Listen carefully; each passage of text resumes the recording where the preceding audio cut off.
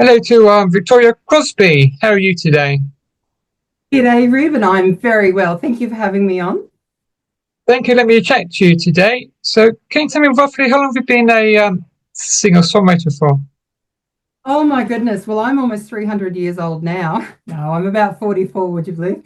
And I have sung all my life.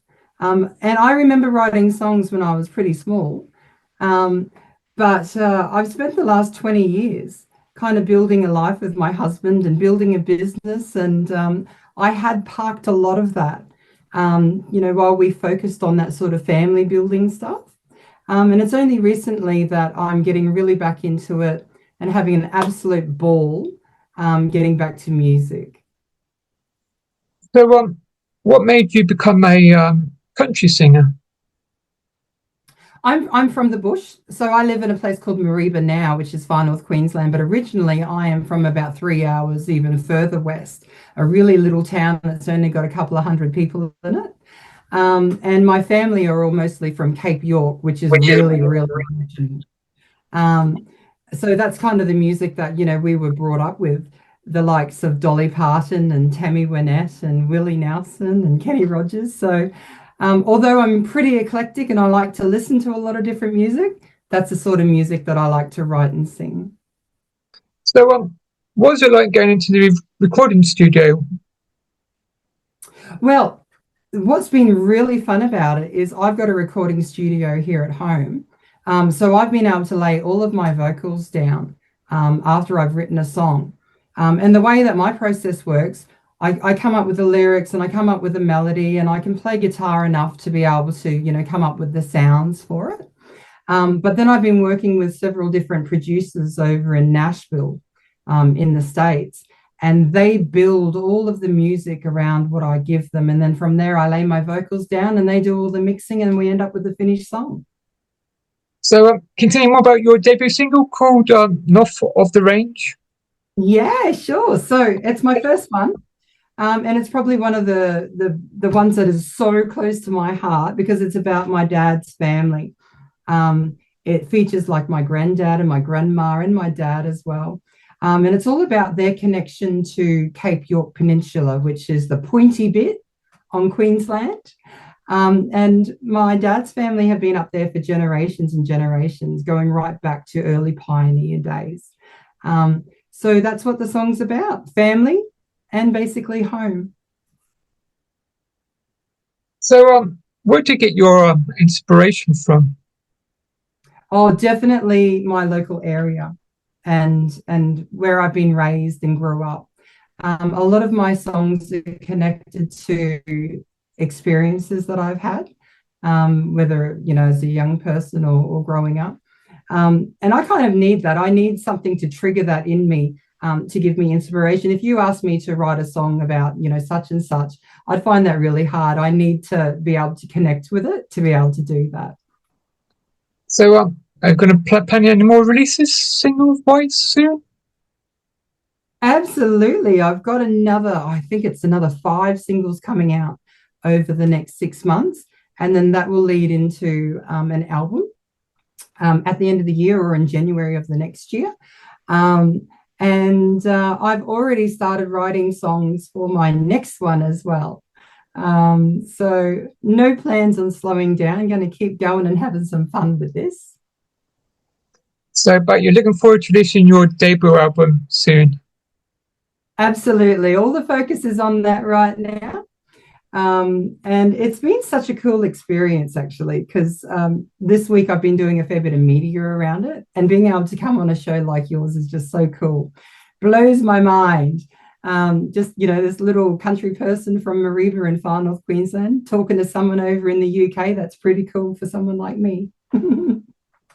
So, can you tell me more about your debut album? And it's a bit Yeah, yeah, well, but North of the Range. So, yeah, well, the next song that's coming out on the 18th of this month, I've got three coming out really close together, kind of, to have a little bit of a boom. It's about the Red Dome gold mine up in Chillago, a big open cut gold mine, and my dad used to work there. And then the next song after that, if you've got time for a quick story, It's called Flowers for Annie, and it's a sad story, to be honest. So there was a young lady who worked in a pub in Mungana, and that's just a ghost town now. And that was back in 1901. And she had a miner come in, and he requested a meal, and he wasn't entitled to the meal because they used to get free food there, right? And she said, "Oh, sorry, mate. No, you don't want it. You know, you're not working tonight."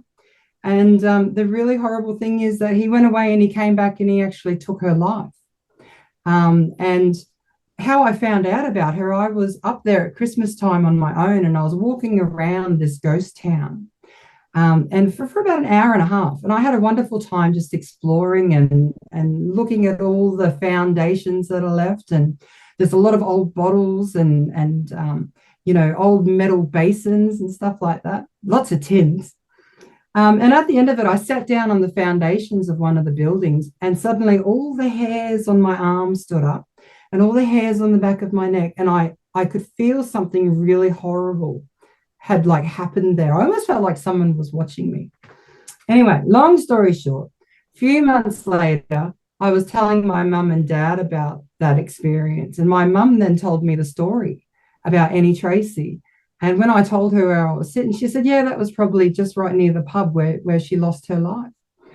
So that led me on a little bit of a journey of discovering more about her. She was actually originally an Irish girl. She'd come all the way from Ireland over to Australia to make a new life. And that's what happened to her. So I found her grave at Chiligo Cemetery. Absolutely beautiful grave, because when she was killed, the local town got together and they raised all of this money, and they gave her a beautiful headstone so that at least people would be able to come and visit her and remember her. Because you got to remember, back then in 1901, especially in the colony, a lot of the graves were unmarked as well. So I got to go up and visit her grave, and I took her some beautiful flowers and left them there for her. And the song that I've written is all about her. It's not about him, because he doesn't deserve to be remembered, but she certainly does. So I know the album going to be on streaming service. What about a CD or vinyl? Any thoughts about that yet? Yeah, when the album comes out, we'll definitely get a CD going. I probably won't worry about it for the singles just for now, because that would be a lot of CDs to organize. Not sure how many we're going to sell just yet, but it'll absolutely be available on Spotify. Everything's pretty much all loaded up now. We're just waiting on the release dates. And it'll also be on iTunes, and I've released through a platform called DistroKid. So it's on about 24 different platforms as well, even YouTube and stuff like that. Got to get it out there. So, any thoughts about what's it like being an independent artist for you? Oh gosh, it has been an absolute crash course, not only in songwriting and producing music, but in publishing music and promoting music and all the stuff that you wouldn't ordinarily do, I suppose, if you're attached to a label. So there's been a lot of research. There's been a lot of joining different Facebook groups. There's probably been a lot of mistakes as well, but we do learn from those. So hopefully the next one will not be as tough. And one thing that I have found really useful is finding a really good music distributor here in Australia. And I'm using a company called Blue Shamrock. And they're able to get a song out to 1,400 different radio stations, all in one go. Whereas I sent 140 emails, and I think about 100 of them bounced back. Oh, the joys of emails! Absolutely. So I know you're running a cafe and got some animals. So what about any gigs? Have you got any future gigs coming up, or what about album release? For your album? Yeah, well, I'm actually on Saturday. Well, tomorrow, I'm actually volunteering my time and going and spending the morning at an aged care facility. And that's something that I absolutely love doing. So tomorrow I'll be going and spending a couple of hours just singing the golden oldies, singing some country songs, and engaging with the residents who are there. And what I love about doing that is seeing them come alive, especially those residents who might have like Alzheimer's and they've lost the ability to be able to speak. They hear that music and suddenly, like, you know, they're 20 years old again, and it brings back those memories. And I've got a gig on Saturday as well. I'm opening for the Festival of Small Halls here at our local. And that's really cool because that is it's a festival that brings world-class acts to the tiniest parts of our country, and it utilizes small halls in historical halls rather than the big venues. So I get to open for like Australian legends Charmer Finches, and there's an international act called Champagne something, I've forgotten. No, isn't that terrible? Champagne Weather, there we go, it came back to me. So yeah, to be able to open for them, that's pretty cool.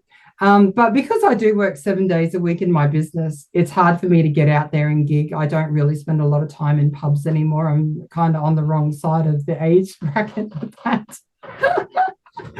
But I pick and choose what I'm able to do, and what I do, I really love doing. What about coming to UK? Because country music is getting very popular in the UK. Is it really? I have heard that. And I spent some time back in London, gosh, back in 2000. I can't believe that's been 25 years ago, because I still remember it like yesterday. And I actually lived in southwest London in Balham for a while. Had an absolute ball. So finally, can you tell my listeners where can I find you on your social media? So pretty much all of my social media is Victoria Crosby Music. So that's how you'll find me on Facebook and Instagram and TikToc and all that sort of stuff. And the easiest way is my website, which is victoria.crosby.m. Thank you for letting me chat to you today. Ruben, it's been an absolute pleasure, and thank you for everything that you do for new artists like me. It's guys like you who really help us get our name out there. Enjoy the rest of your day. I will. You too, mate. Goodbye. Hooray. Goodbye.